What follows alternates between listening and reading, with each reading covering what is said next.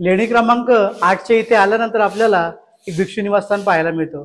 या भिक्षू निवासस्थानच्या बाहेरील वरांड्यामध्ये आपल्याला खूप सुंदर असं शिल्प पाहायला मिळतं, खूप सुंदर असं कोरीवकाम झालेलं पाहायला मिळतं। हे बघा, बाहेरील वरांडा साईडला ही दगडी भिंत आहे। या ठिकाणी आपल्याला प्राचीन शिल्पपट पाहायला मिळतं।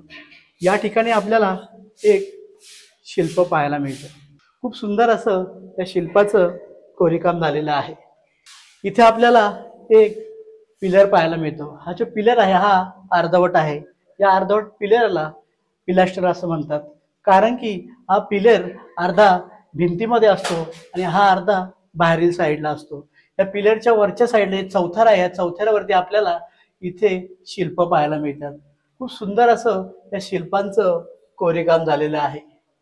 या वरांड्याच्या वरच्या साईडला आपल्याला दगडामध्ये छोटे छोटे लहान लहान स्तूप पाहायला मिळतात।